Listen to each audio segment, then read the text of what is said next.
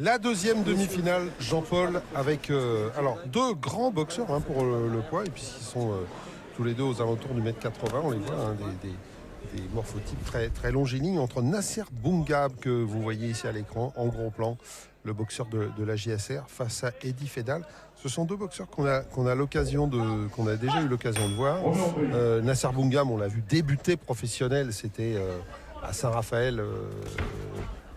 À la mi-décembre, à la mi-septembre, pardon, à la Battle of Saint-Raphaël.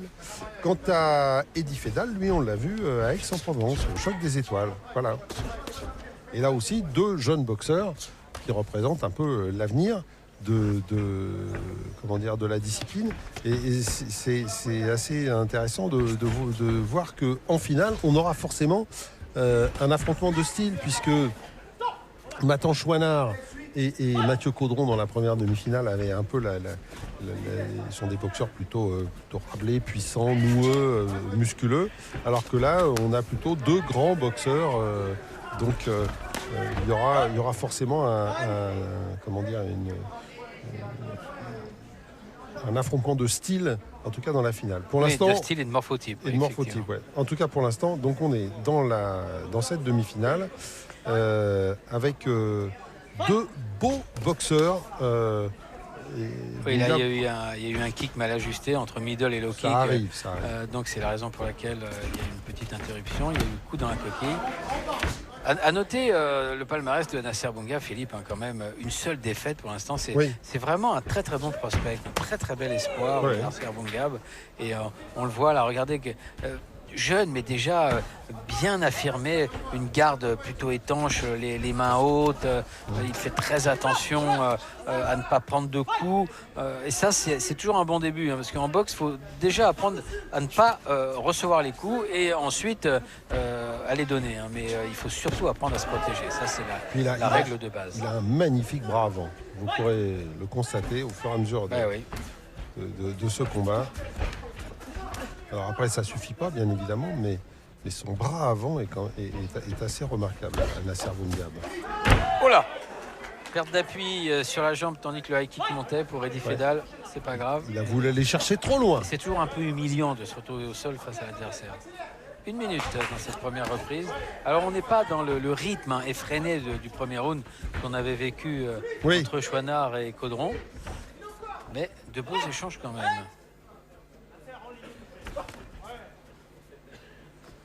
Et puis là, on a plus le souci, la recherche d'une boxe à distance. Comme les segments sont plus longs, on cherche bien évidemment à éloigner un peu l'adversaire.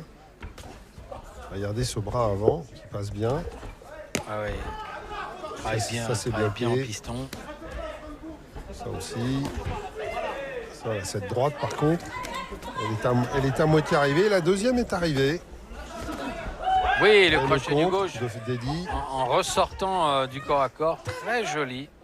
Ah, il a le coup d'œil, hein, c'est sûr.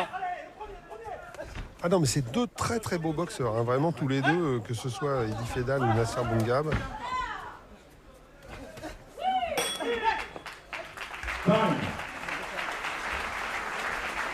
Une première reprise bien équilibrée, très partagée. Le casting a été bien fait pour ce tournoi. Et Hakim Ketayeb dans le coin avec Badri Roibia. Formidable. Quand tu as l'occasion, continue. Faut que tu t'enchaînes. D'accord ? Quand tu mets de l'avant, il faut que tu c'est sûr d'avoir Hakim Ketayeb dans son team à l'entraînement. Non seulement psychologiquement, c'est un très bon mentor, mais en plus, c'est un exemple de tactico-technique absolument remarquable. Ah bah à la JSR, il y a du bon monde quand même. Il y a de la ressource. Il y a ce qu'il faut. Il y a de la ressource humaine. Il y a ce qu'il faut. C'est sûr. Puis il y a toujours ceux qu'on ne connaît pas encore que Badri nous prépare. Parce que, il a plus d'un tour dans son sac. Oui, exactement. C'est certain. Voilà, là on voit la perte d'appui, la perte d'adhérence sur la jambe d'appui. Oui, qui a nuit à l'efficacité, mais il n'était pas loin de passer Il n'était pas loin, bah oui. La deuxième reprise avec Nasser Boungab en short rouge, Eddie Fedal en short bleu.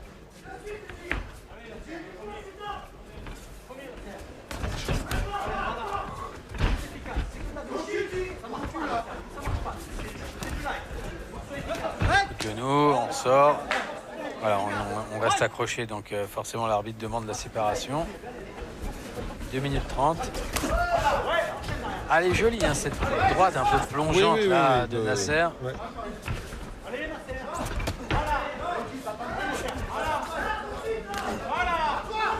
3 coups de pied, 3 touches, Nasser Boungab. C'est un bon ratio. Ça suffit pas, Badri. On entend aller Nasser, faut travailler.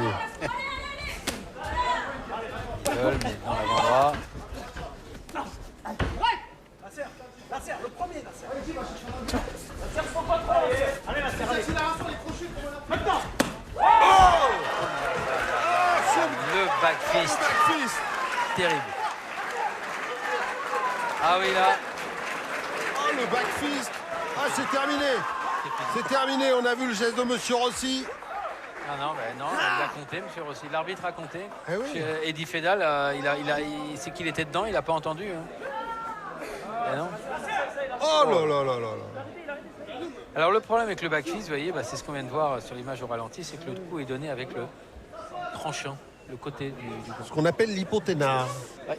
Et normalement, c'est pas comme ça que ça Fin va. du combat. C'est une technique très étonnante, très douteuse parfois.